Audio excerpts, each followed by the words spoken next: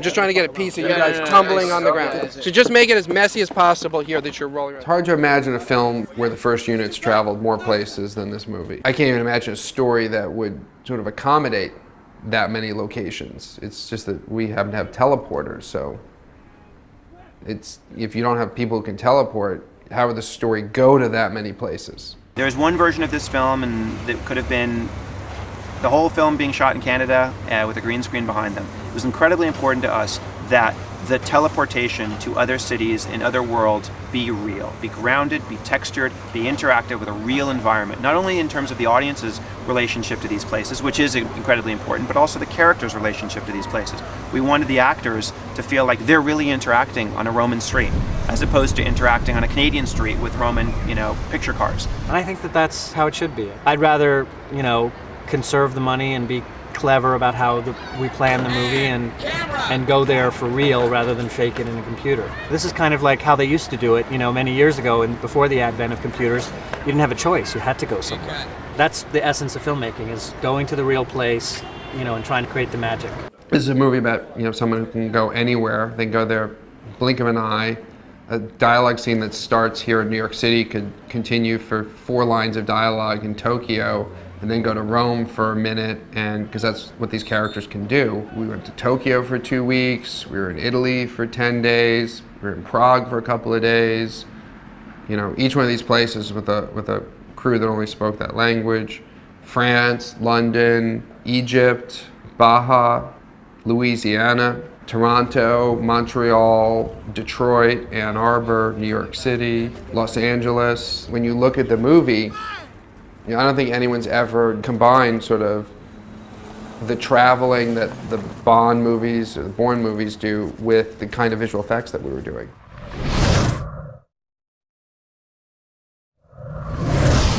The thing with Millie was that it was supposed to be an apartment building that's like, it doesn't have the charm of a single house, because part of it was Millie is grown up and she's entered like the gritty reality of life. It's not supposed to be the cutesy place anymore. And most of all, later on, when Roland shows up, the absurdity of what happens in the apartment itself. If you start with something that has a happy quality and a clean quality, and then you shred it, obviously that's going to be reading much stronger, it's more of a visual contrast, which is what we meet, because that's what makes it more interesting. So we're doing Millie's underwater set sequence. You'll hear the 5, 4, 3, 2, 1 action, which is like you just start your action, you're trying to, rip her out, and then you're going to hear almost immediately, and now, which is, imagine this impacting the ground. Remember like we did in the actual apartment where you sort of did one of these, and we're going to do a camera shake, or 2 cameras are going to shake, as if this impacts, and then a beat after that, the walls start to fall away and the 2 guys get ripped out. Simon really almost exclusively works with actors. He's obviously great with them, very comfortable, they're comfortable with him, and most importantly, they trust him with their lives. Roll cameras, and 5, 4, 3, 2, 1, action, and now!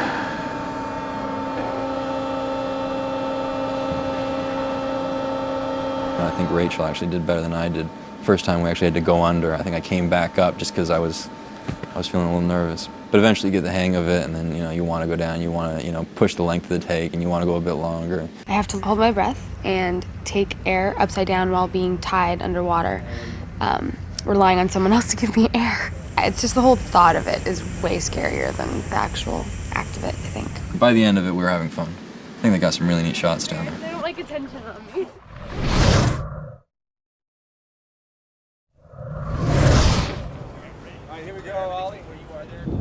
And action, camera, Max!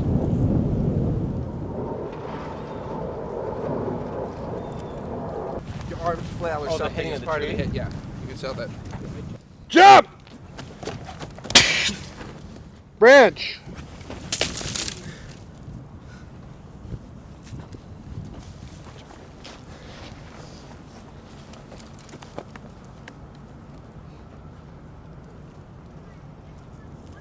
Cut. Great.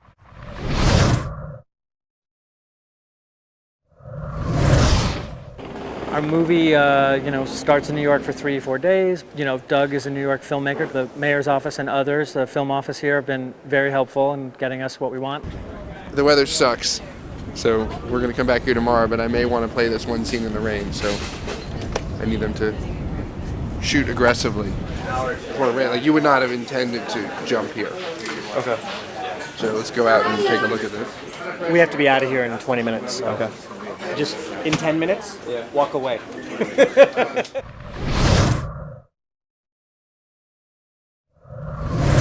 David Rice has, the penthouse apartment in New York and all the toys that, a guy can want, but it very quickly gets turned upside down for him when he first meets the character that Sam Jackson plays. 8 years we've been looking for you. And that's when everything gets sort of kicked into high gear. My name is Roland. Sam Jackson, is a paladin.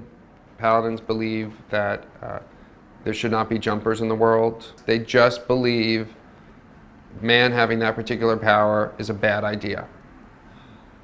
And therefore they should be stopped. And there have been paladins going back since the first jumper. From the first time somebody displayed that ability, there was somebody else who thought that person shouldn't exist. You definitely look great, like, with your jacket off. We haven't really gotten into the heart of why he does what he does. We just know that he does it, and he does it with a specific kind of zeal. I'm not under arrest. I'd like you to leave. At that point in the story, he's like at the top of the world. He's a teleporter. He can go anywhere he wants, and that was the feel that we wanted to convey. So I wanted to have a lot of open space, which ended up being a lot of green screen compositing. Even though it's his home, it's not quite his home because, as we'll find out in the story, he'll move away. He'll go somewhere else. It's not really him that we see. This conversation's over. Okay. But we do have tethers. We do have hooks that we fire into, that pin them to walls and shoot electric shocks through them so that they can't facilitate their jumping ability by, either frying their brains for a moment or frying the neurons or circuits or short-circuiting them to the point where they can't jump away immediately and we can capture them for a moment. Action! David's lived this long because there's someone in the shadows who's been defending him.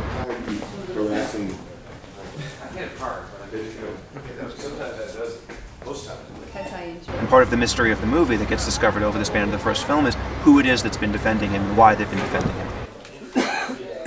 For the last, 2 weeks, I've been kind of fighting. It's been like the longest action fight sequence I've done in a good while. There's running, there's jumping, there's kicking, there's, swinging, fighting, falling, jumping off high spaces and landing on things with old knees.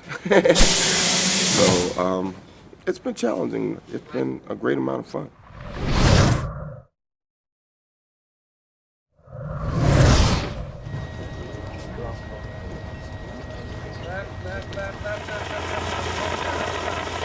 We have Diane Lane in the movie, which is very cool for us. She's playing David's mom, a very complicated relationship that she has with her son. She can't just be a mom. In the way we've crafted her character, she can't just be a mother. She has a higher responsibility than that. Can I help you? We don't get to see a whole lot in this particular story about how it came to be. It's more expressed in their dialogue with each other. How it came to pass that Hayden's character is a jumper and my character, his mother, is a paladin, which her mission in life is to hunt down and kill jumpers. So in order to not find herself in that predicament with her own child, she abandons him. So it's true? You're one of them? Yes, it's true. You were 5 your first jump. Oh, that's what it was. You were 5 your first jump. I had 2 choices. David is able to last as long as he has because of his mom, sort of protecting him and looking out for him from afar, completely, beknownst to David. Obviously, that storyline weaves back into the plot, and David reunites with his mother. I never stopped thinking about you. Not for one day. Put a mark there. So I'm a jumper and you're a pound. And in the film, the two of them sort of have a last chat of one, reconciliation, and two, what are we going to do about the future, you know? I'm a jumper and you're a paladin, and what now? And so she gives him a head start.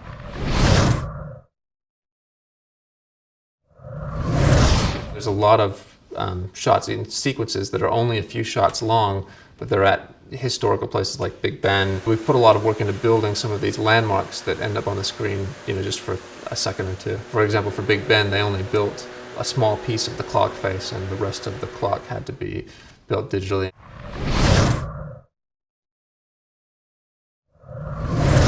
I literally can't believe the Coliseum let us come in there and film. The Coliseum hasn't allowed anyone to film there for half a century. It was like, you know, what are the odds they're going to allow us to go there? But Italy is a film-loving country, and luckily they loved my movies, and therefore they welcomed us. They opened their arms and welcomed us.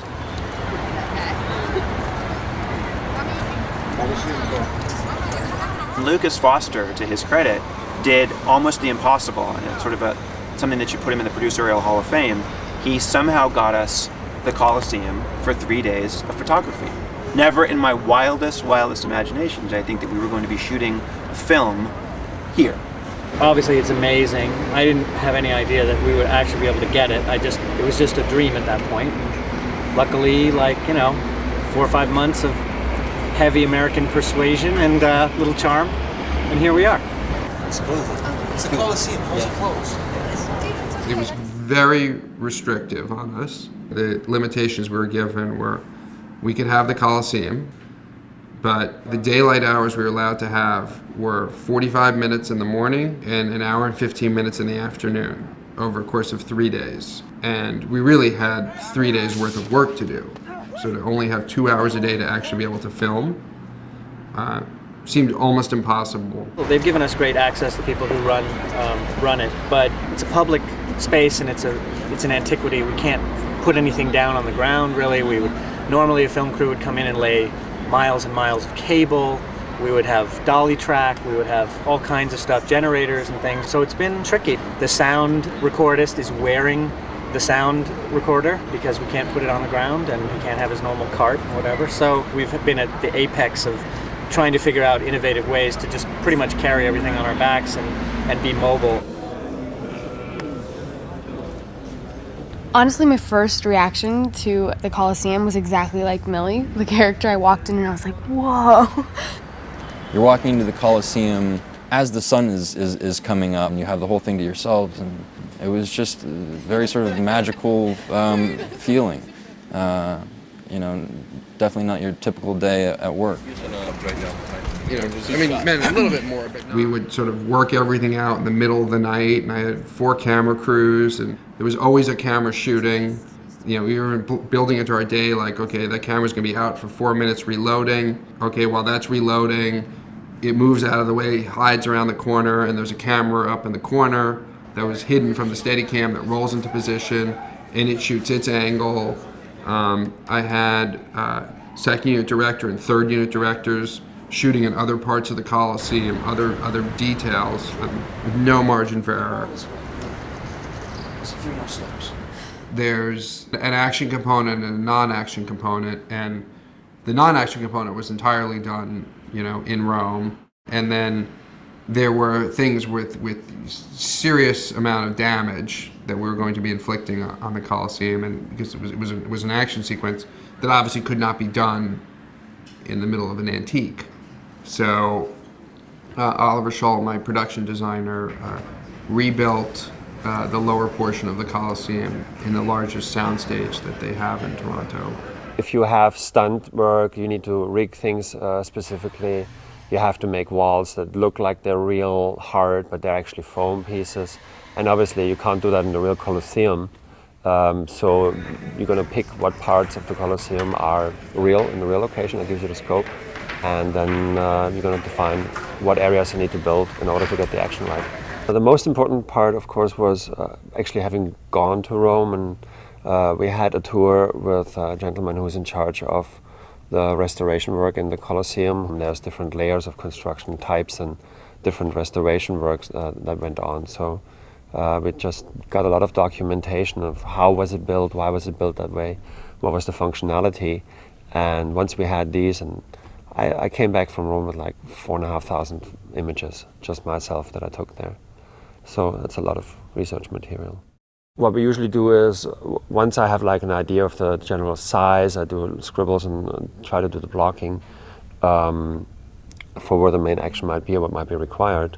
We also did a lot of 3D previs on this. We have a lot of set designers working in 3D now, which helps a lot because you get precise measurements, but also you can move a camera around and see what you're going to get. And it's the total construction time for this set, several months that it takes to build something like this.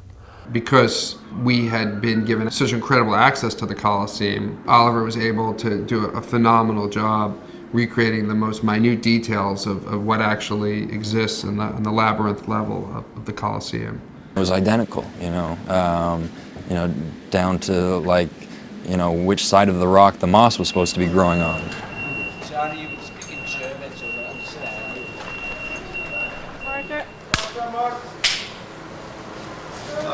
Everybody set, ready, and... It's very difficult when you're doing a sequence like this, when we, have such a large structure like the Colosseum where we filmed, and then we've got, although this looks a large set, it's relatively a small set. So it's very difficult mix and matching the two, and we've got to be very careful that we don't do certain camera styles here on stage that weren't possible at the actual Colosseum. So although we might be using a crane at some point, the only reason is to get a high vantage point, and CG will give it that handheld feel afterwards, because it's really important to keep the same sort of flavour, otherwise it's going to stand out a mile.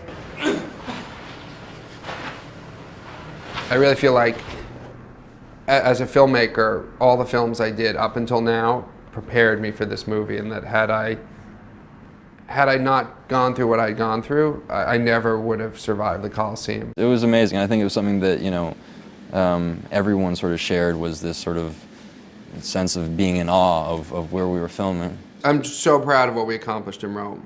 For the amount of money we spent, the amount of time we had, I was faced with, this impossible challenge, and somehow I rose up and met it.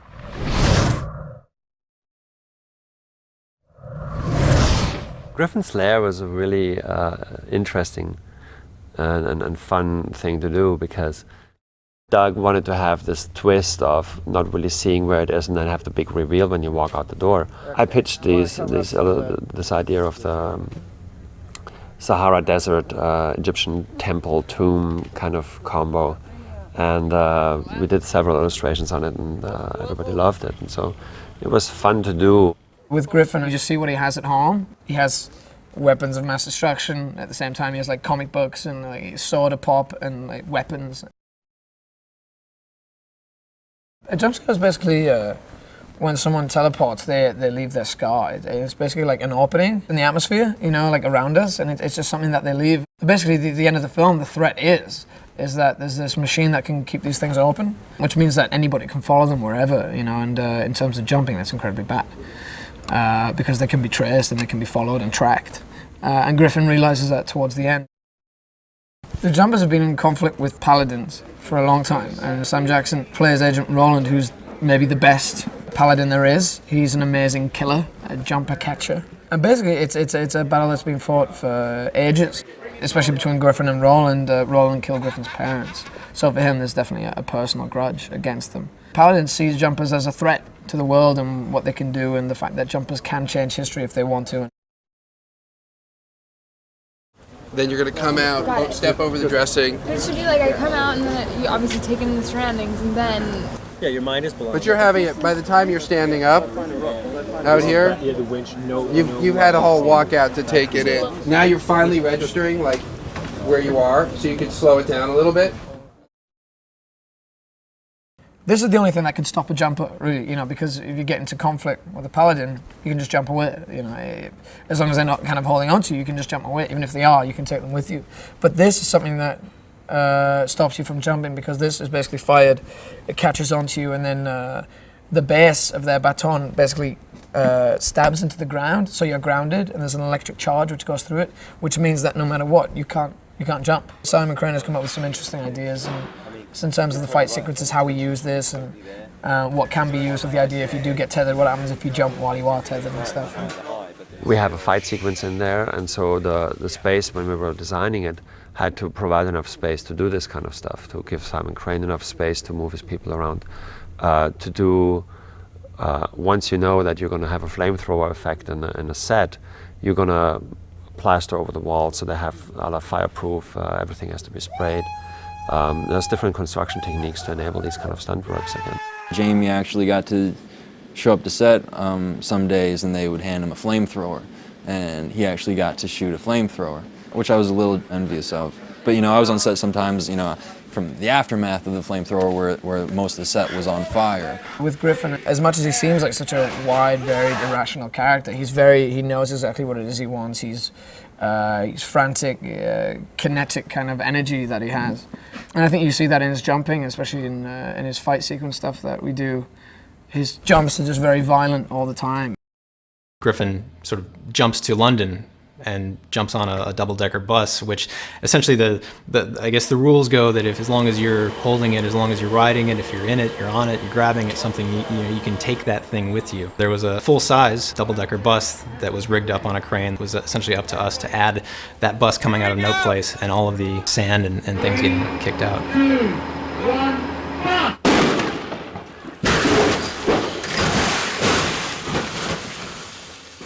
Well done, everyone. Sam just manages to bring, there's just a sense that this guy is unfazed by danger. He's the ultimate smooth guy. Like if Clint Eastwood was a paladin, that would be Sam Jackson. The way he's playing it is just very not affected by anything, wants to get the job done. Ruthless with his killing, and we'll get it no matter what. It's a really interesting character because, he is, for the most part, perceived as sort of the bad guy of the story. But at the same time, Sam's character is very much in the right in what he's doing and believes that jumpers are a threat to the world and that he's doing, a great justice by eliminating them. And I think that sort of ambiguousness is really interesting and gave Sam a lot to do. We were filming in there for, what felt like at least a month. I think to sort of enhance sort of Griffin's reclusiveness, they made it very sort of confined and at times it felt a little claustrophobic. But, amazing set, down to the details of the sketches that Griffin was supposed to have drawn. They really did a phenomenal job, I think.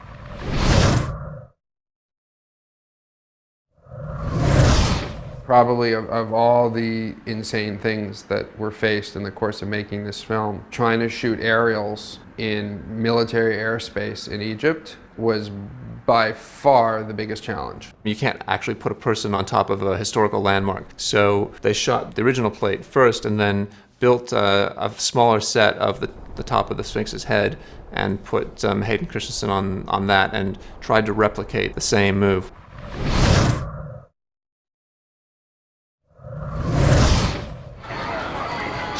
Hayden put it very properly today, was that this was kind of the trip that we're most excited about on the movie.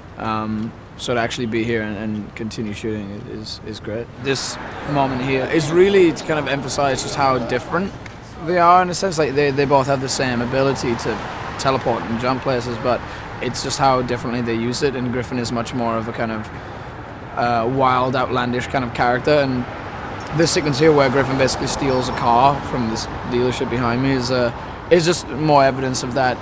David sees the car and it's a nice car, but Griffin takes it the step further by, stealing it and taking it out the dealership. We thought it would be fun when we were in the script process to have Griffin steal a car, and we started to think about what cars would be amazing, and for various reasons I thought that the Mercedes SL65, the convertible, would be a great thing to be tooling around in the middle of the night in Tokyo. These Mercedes are absolute animals.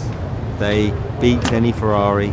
They're a powerhouse. They're so good, and the challenge is to, say, come to Tokyo and actually be able to use them to their full potential. We have to use various rigs, and we have to put various rigs onto the cars. Some are front mounted, so we have a camera on the front of the vehicle. Others are rear mounted, and others we're using on a motorbike because we can't draw attention to ourselves too much, so we're using a very small camera, Libra, on a motorbike so we can hurtle in between traffic and catch up with the Mercedes. And also we can get the camera very low to the ground so the car looks really sexy. At the end of the day, you can feel it in your bones if you've actually gone there. Whether it's the fact that you're finding extras there, whether it's because, okay, you're on the streets of Tokyo, you're flying to Tokyo, you're prepping in Tokyo, you as a filmmaker are learning things about that culture and little details and nuances that you just would never get if you hired a bunch of Japanese actors in Toronto to pretend that you were in Tokyo.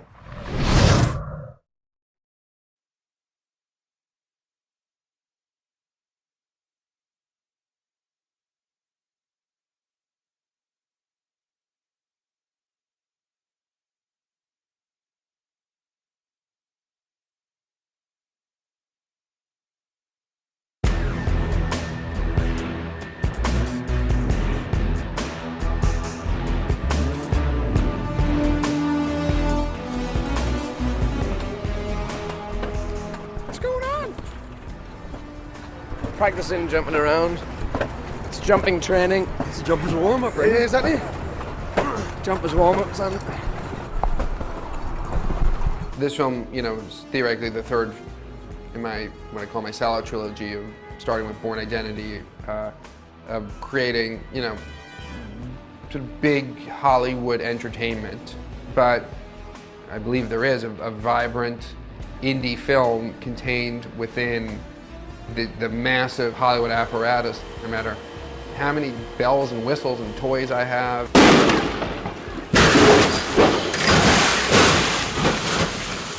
God knows in Jumper I've got the most with the traveling the world and all the special effects and all of the action, but I still brought that philosophy of, well, what if you didn't have any of that? Would the story still hold up?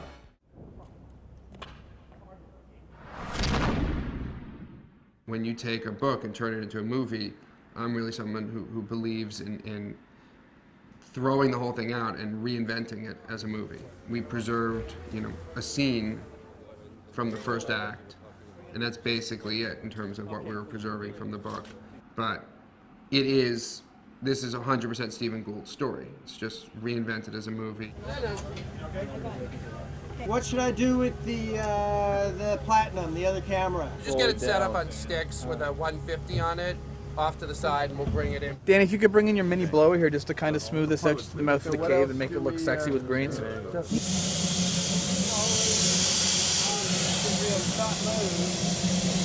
This is a big wide master of the scene, would be looking this way. Okay. So maybe what we'll do is we'll start with putting one camera on the techno crane. But if you want to break it up, we'll literally be here for 6 hours shooting it, but it's fine. We'll literally be here for 6 hours shooting it because none of this is budgeted. So it's really your choice. Excuse me, guys. Jamie's gonna be in the shot. He knows what he's doing. I'm glad Doug thinks that I know what I'm doing. He just makes that assumption. Jamie knows what he's doing.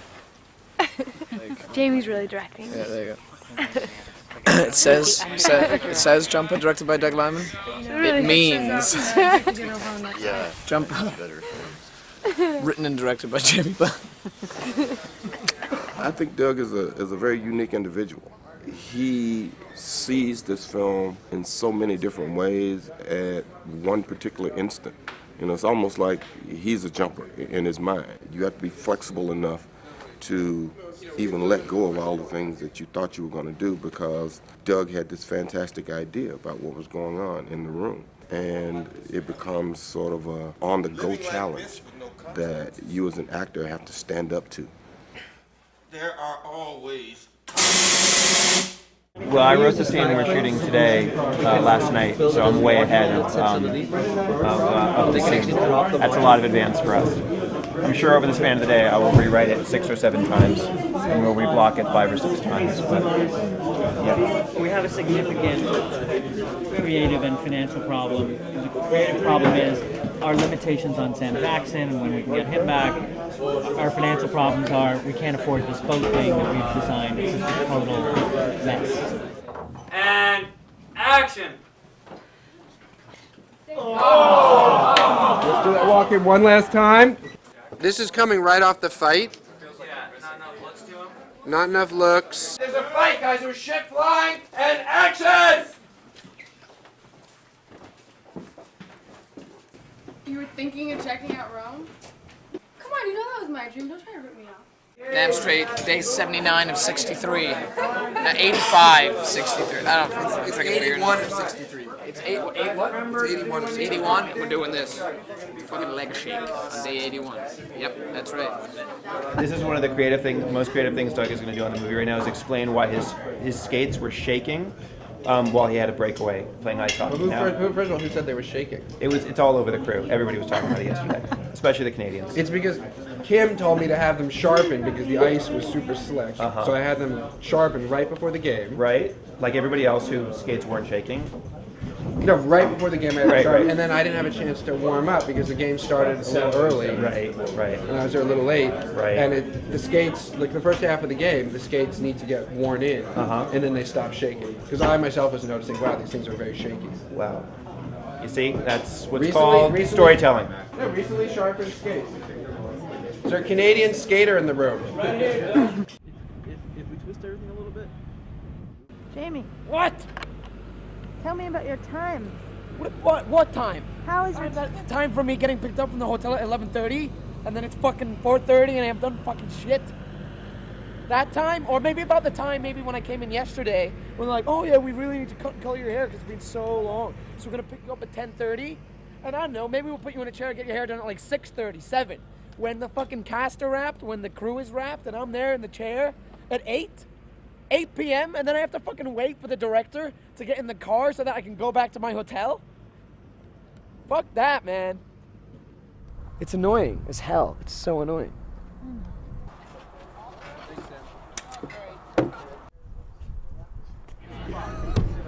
Hey guys, just start rolling. It actually feels really good. You know what would be? Oh, that's good, Kim. Yeah. Oh, yeah, that's really good. Oh, yeah. Oh, wrong ball. It might be less likely to see you if you're on the other side. Yeah. Oh, thank you.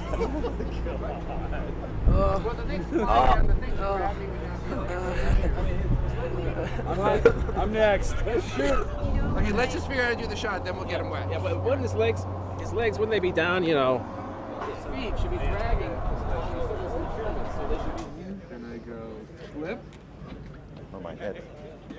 There. And the second flip is the jump. Ready and roll sound. Nice to hear roll sound. My sinus And get ready. 3, 2, 1, flip! And 3, 2, 1, flip!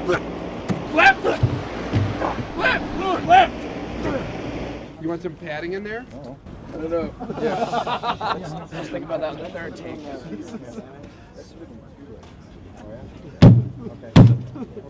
When I first read the script, Jumper won. You know, that was like back in November in 2005. And obviously the script has developed and has become something completely different entirely. When did you read the last script? A few weeks ago. I know that's...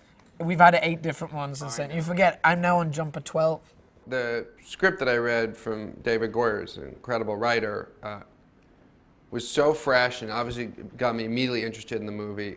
But like many of my projects, probably the first thing I do when I get in there is just rip the whole thing apart. It's made me, given me kind of a dubious reputation in the studio system because that kind of process, lends itself a little bit more to independent films. But I can't help it. If there's something about the script that's not right, I gotta do what I can to try to fix it.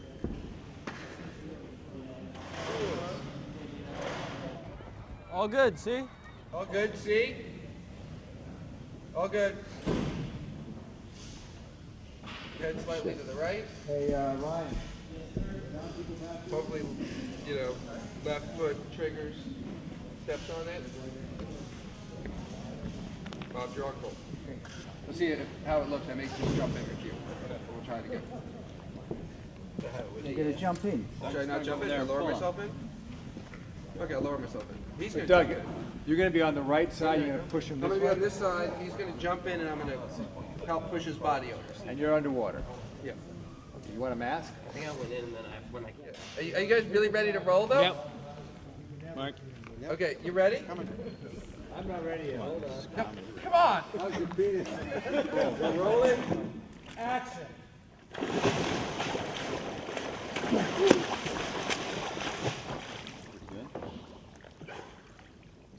Cut. How'd that look? Come on. Game up. Did he come up and then feel like he got swept sideways? Absolutely. Okay, it was good? Yeah.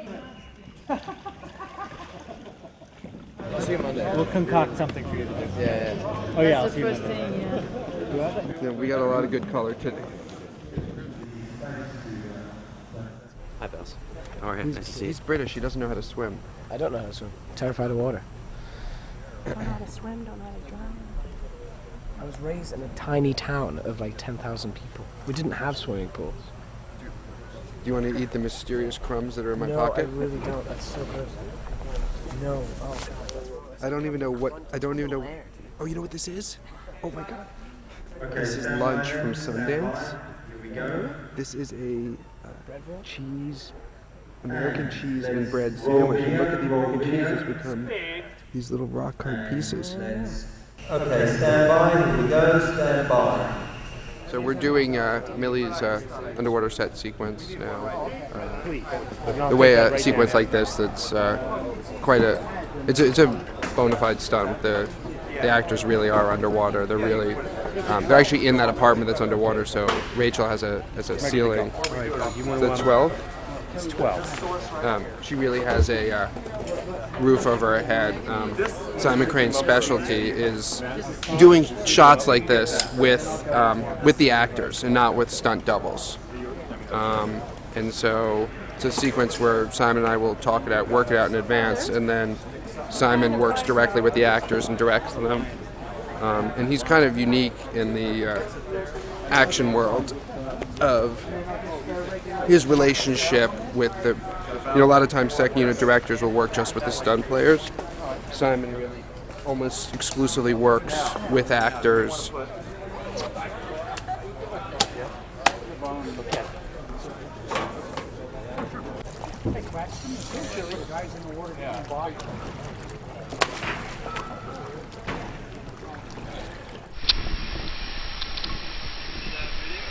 Video, yeah, I'm shooting video.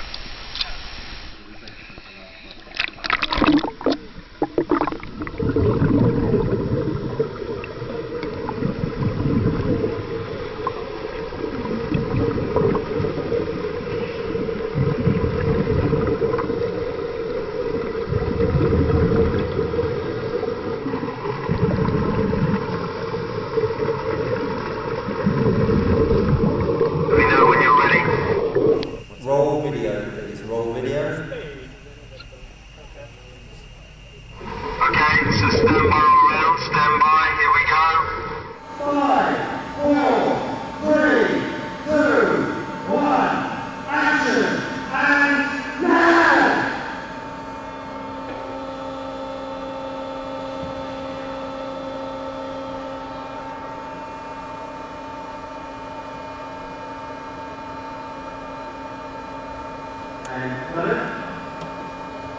You know, I mean, I'm actually like, I'm quite a happy person. Like, I'm quite set in myself. Like, I mean, I enjoy working on this film. I love all the people Peter, here. that chair that just flew by, something along those lines is great stuff. But let's not kill ourselves. Let's just get some when we can.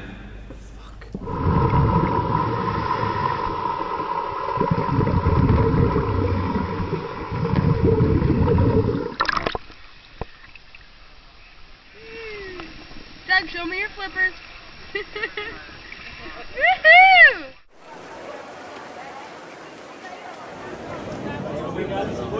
I've ordered up cameras with lenses.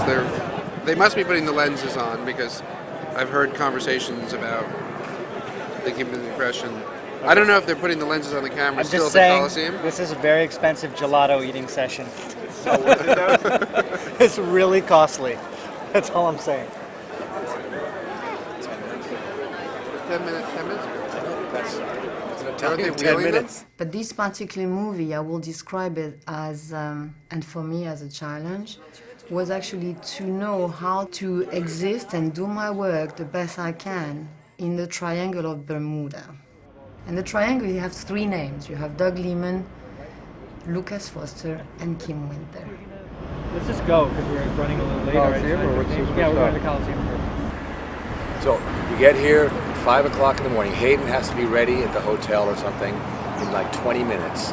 And you have to come here at 6:30 and you shoot the arrival. You go inside first, you get what you get. Which is the opening scene with 3 steady cams. And he's got to be ready to act. You know what I mean? There's no rehearsal. Ça peut être pour le début parce qu'on n'a pas besoin de double, mais pour tout le Coliseum, I t'as agree. besoin d'un... Totally agree. Ah oui, je sais. Totally agree. Unique piece. So she doesn't So stand out really. like from the entire crowd. So Soit d'autres de Toronto, donc j'ai pas de problème pour avoir une deuxième personne. this is a very specific, casual, elegant vibe to it that the coat interrupts. So the coat can be later after the beautiful part in the Coliseum, but not during the Coliseum.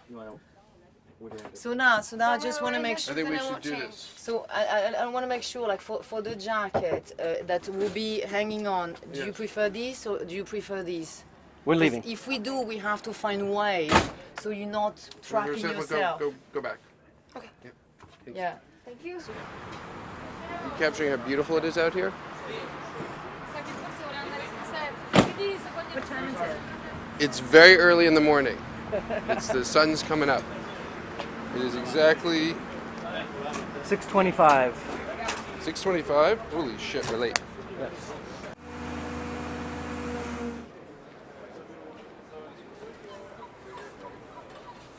If you can be a little lower. Sure, no I know problem. it's tough because she's not so tall. Yeah. But it just looks better for. From down low, okay. If you're a little below her, I get more. Very good. Yeah, we can do that, okay. Even if you have to chop her chin off. Well, what we can do is I can try to drop it down here on the way around. Because then it just looks more impressive if you're. I don't personally believe that movies that are static are that interesting. There's a traditional way of making a movie is you write the screenplay, you cast the actors, and then you go into the manufacturing phase where it's supposed to be an assembly line. You have a limited amount of time and a limited amount of money and days and access to things, and you have your little factory and you process the shots, you get the shots you need to put the story together. The way we work, we're continuously evolving the story with the actors. We frequently consult them on what they think, we should do when the character has to make a turn, and we integrate that into the story, and ultimately we integrate it into the mythology of all of the movies. And so we've learned things, as we've gone, and it's a continuous circle amongst all of us about how to make it better. Doug, come home. Doug, where are you?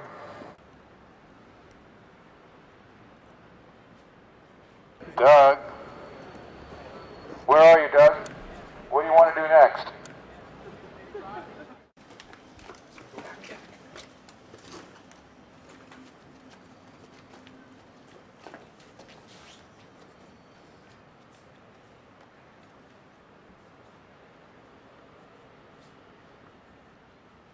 That was intense. Pretty cool beats in there. That was pretty rad.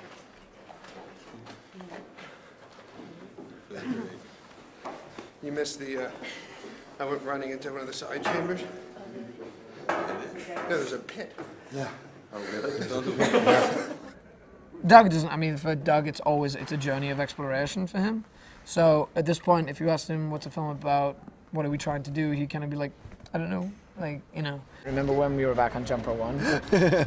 And I actually shot some stuff then? I do remember that, actually. Since then, I haven't shot anything. Summer 2004? Yeah. Summer 2004, we began. No, I think it was 2000. It was pretty soon after Billy Elliot, actually. So, that's why everyone's like, what happened to that kid? Where's the dance moves? Where's the dance moves in action? What happened to him? Pirouette, jump, Whatever happened kick. to him? Pirouette, jump, kick. Pirouette, remember. jump, kick, and part of beret. It's weird. They're like, he has facial hair now. And he's got all scars grown and up. shit. Yeah.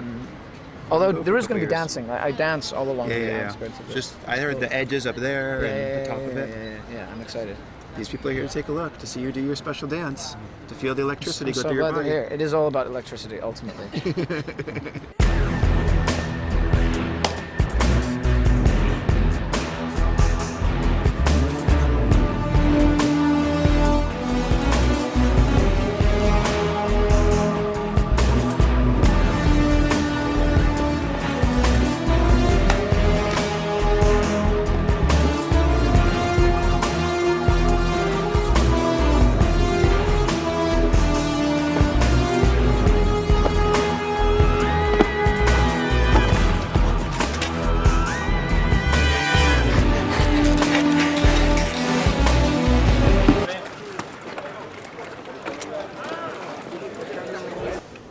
Came up with for you for here was that at the exterior of the Coliseum, when you said I'm with him, you became a team.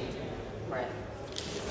So this section that we're about to do is starting with we're a team. These are from old drafts. So the scene's on page 5, but if you look at page 10 and 11, there's some bonus dialogue to add to it because you have a pretty long walk.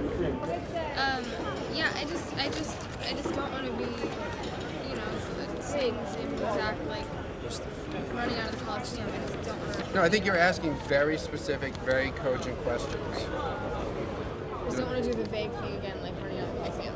Yeah. What happened? David, slow down, talk to me. David, what? Yeah, You know yeah, what I yeah. mean? You might start with, what did they say to you? They just asked me a lot of questions for 8 hours. Yeah, they had a lot of questions. If you're comfortable enough to, you know, just show up to work and be willing to explore things that, you know, you weren't intending on doing, you couldn't ask for a better director. God, I'm such a fucking dumbass for so long. I mean, I know I have to be. It's just the same thing. We're like way too much work for the time, but we're they got the camera going in here while they're relighting in there. If I can just efficiently leapfrog, where we get a shot here, we get a shot there, we get a shot here, we get a shot there. This scene's with Hayden, that scene's with Rachel. But the moment I fuck up one of these two things and I can't leapfrog, we're cooked. So you're trying to do your work, and hey, we've been waiting for the magistrate. Hey. Yeah, we've been waiting a long time, buddy. Now you see, or we see. Huh? Come on. Good. Okay. Yeah. That kind of attitude's really good. Can I add something? Yeah, a little bit, yeah. Especially if it's in Italian. No. Dai. Okay? That's good. Okay. Grazie. I think we should shoot that. Yeah, just go and shoot it right now. Yeah, that's what Yeah, I'm watching it right here. And I'm going to stay here with Hayden. Go ahead and roll. Can you pull the Preston off of that thing, please? The whole bracket? Yeah.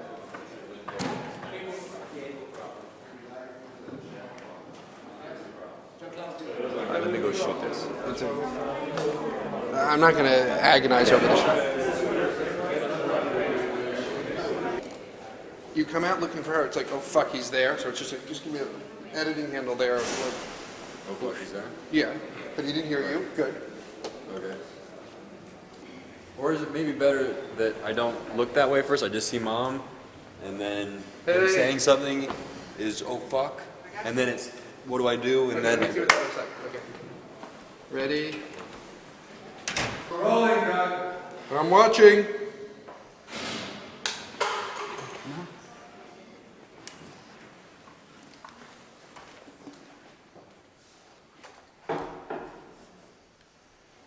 Okay, Kim, do one more. One more, Kim going again.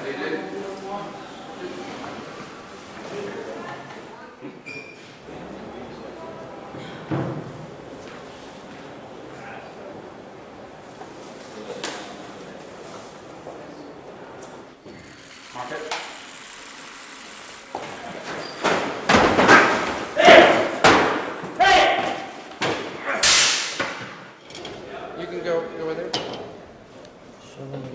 Nobody out here.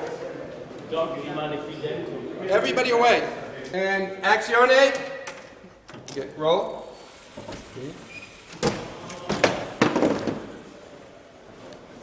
Producer disbelieves at how behind we are. We're an hour behind on a night we can't afford to be behind at all. We have to leave. Tomorrow's our last day of photography in Rome. Let's see what's going on over there. Let's see what's going on over here. We'll go with them. We'll go with A and just come back to Rachel. Yeah, I think like, especially maybe stop just a step deeper so you have a chance to sort of pan over to that guy. Open the curtains there. Back to Hayden and her. Let him go in. And her, and then there's a, you know, this is, they end up on the bed like this.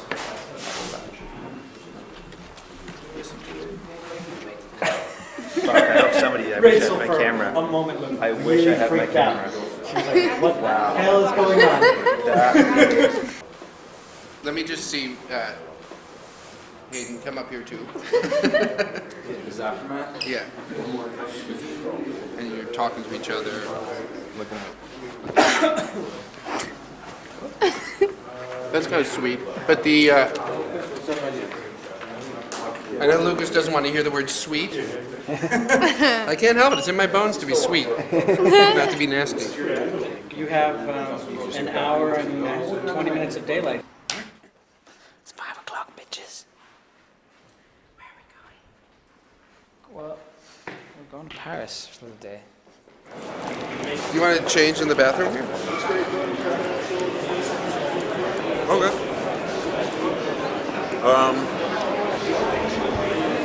Where are we going? We're going straight to a location by the Seine. Okay. Bells. Jamie. Jamie. Because you need to do a practice. Alors, on est au coin de l'hôtel de ville et la Seine, mais derrière l'hôtel. Hôtel de ville et la Seine, mais derrière l'hôtel de ville.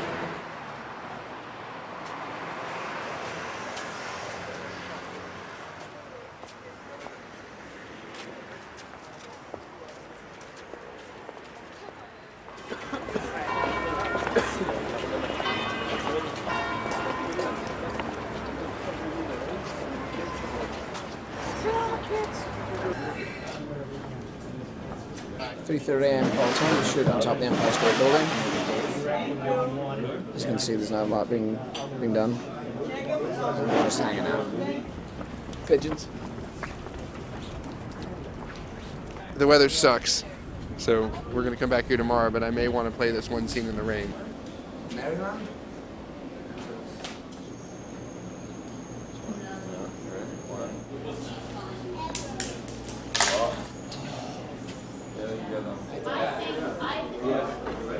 That's what I like to do. I like to read random facts from Wikipedia that put Doug to sleep. But Lucas, you saw that email that we have to translate the script into Chinese? Yeah, Simon's are... I won.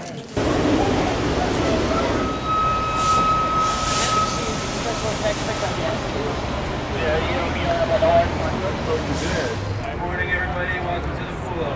We're not far away from starting to shoot this. Basically, it's going to be 3 cameras. It's going to be 2 cameras in the water and a camera up top. Stand by to shoot. Come in, sort of be like this, struggle, struggle, struggle. You know, As and then underwater as they come to the surface. As they're coming to the surface, Griffin maybe spins around with a detonator like that. So, you know, like, say So I'm I've got Griffin. the detonator. I've got the right now. detonator. Oh, I've Griffin got had the detonator. So and David grabbed him. Yeah, and it's me. I just go like that as I come to the surface, and you maybe dive on top of me. Okay. Do you And know then what I we'll mean? land on the And then street that way. Exactly. Yeah. 3, 2, 1, jump!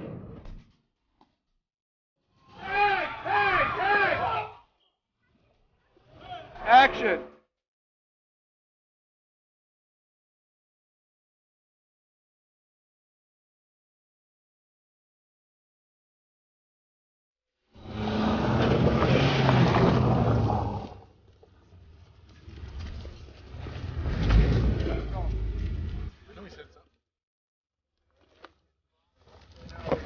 it hurts your ability to complain when you're talking about how cold your ears are and whatnot, and there's a big poofy hood just dangling. No, but I need to get earmuffs.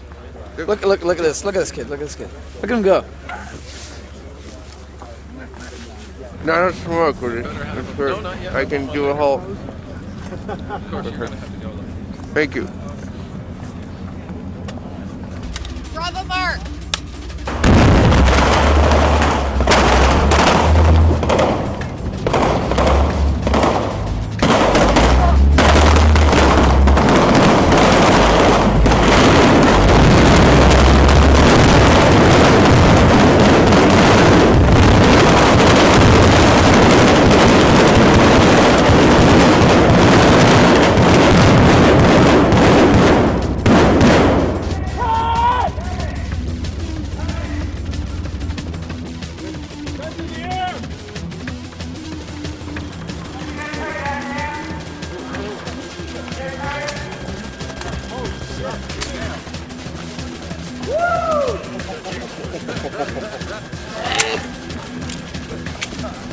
Okay?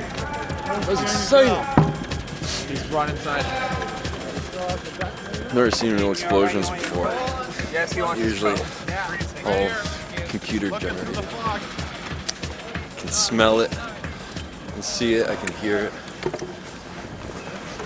It's so good.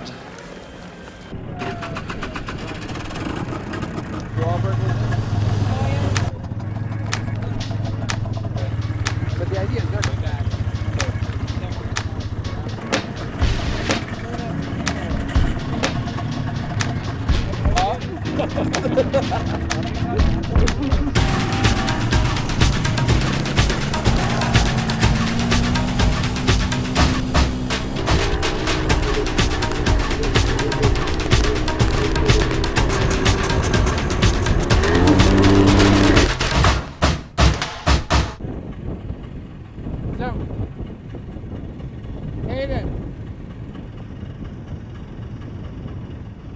Guys!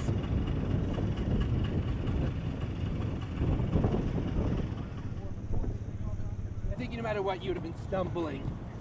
You should come in stumbling or falling. And if you start maybe here, and we do this path, you'll get like this close. Literally Doug will halfway through a day go, it's not working, let's redo it. Or let's reconfigure it, or let's redo something. And it works, because the minute you give that rejig, something new happens. Action!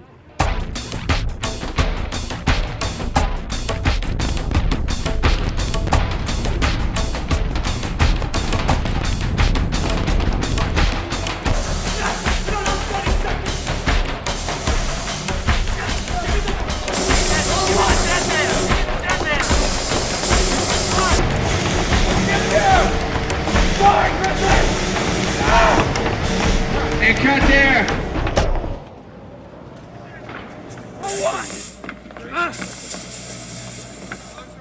I tend to be very attracted to imperfect characters. And I love them for it. I'm not judgmental of them. I'm just more interested in people who are a little bit less heroic, a little bit more real. Parker! And Sam!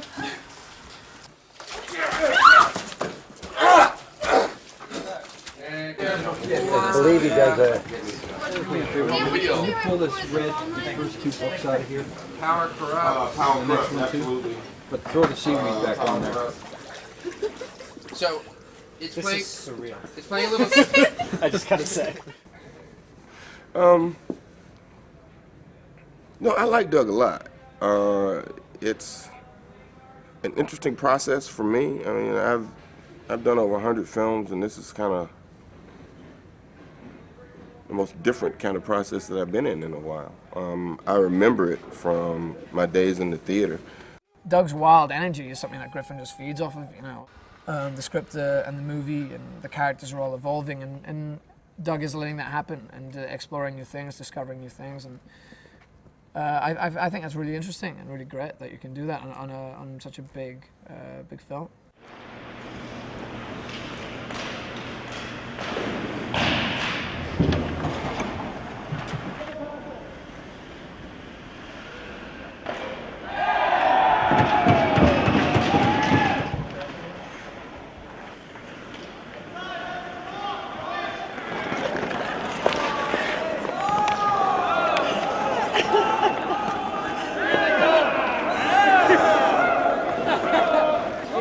Yes,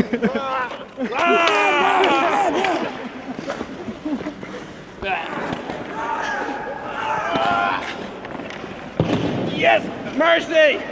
Just say mercy! Ask for another month. Another month! Or 2 more days of filming, either. Your cameraman is none other than Doug Lyman. Okay. This is some fancy camera work. It's gonna make J Bells look like a man! Yeah! I'm a man! Look at me, I'm a man! I'm a man, everybody! Hey! I'm proving myself as a man! This is a Mick G camera work right here. Look at that! Little Michael Bay coming at you. Oh, look at that! Shit! You're the leg! That's a Michael Bay for you. Believe it or not, I'm too tired to continue. X72, Utah, take 6, the only marker. Leave me alone. This might hurt a little bit.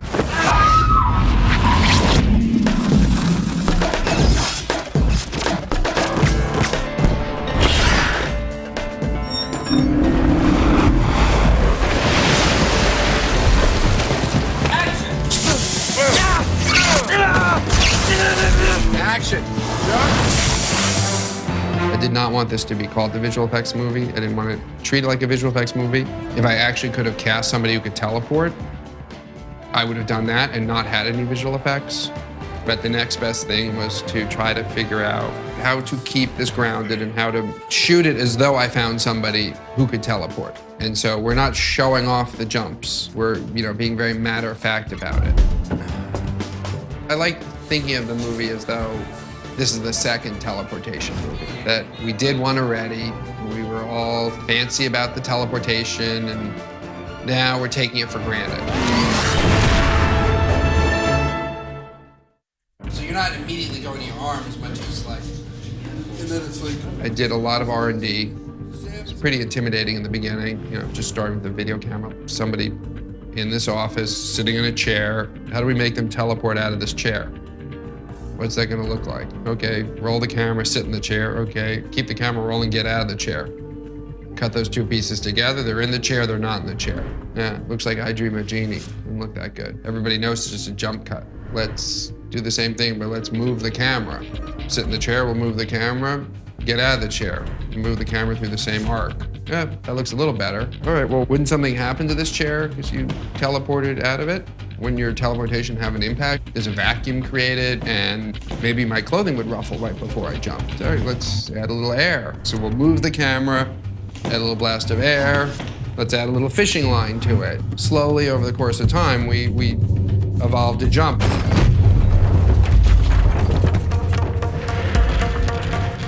Just teleport. We have to adjust the direction of motion, his feet. Joel Hynek, an incredible visual effects supervisor, started introducing components of, all right, we did all this stuff with the chair, but these 2 worlds merged for a split second. Wouldn't there be some condensation? Because the dew points are different, the temperature's different in those 2 places. There are 4 things that affect a jump, basically. One is the jumper's skill level. One is his intent. The other is his emotional state. And the 4th is the difficulty. Something you can't jump, baby! Doug was very specific what he wanted with how jumping should be. It's not like you click your heels 3 times and a bunch of stars appear and you suddenly disappear. He says it's violent and has all these very physical effects. What Doug has brought to that and what he's turned jumping into is something very real. There's almost 400 visual effects shots in this movie right now, and by the time we're done with it, I'm sure it'll be, many more than that. Doug's approach to how he was going to film the actual jump itself sometimes involved having multiple versions of the same character. So sometimes I'd go to set and there'd be 2 or 3 other people dressed exactly like me, which was a bit weird at first. Break it down, Griffins. Yeah, boop, boop, beep, boop. Break it down, Griffin. Boop, boop, beep, boop. And in some of the scenes, some of the characters jump 10 times, more than 10 times, 15 times. And every time a jump is made, of course, everything has to stop. Breathe. Come back right in front of her. And unfreeze. We have to do player shots. We have to do stuff with the green screen. With the whole jumping fight scenario, it all has to happen in the one shot. We're using 5 Griffins and maybe 3 Davids. They're all doing the same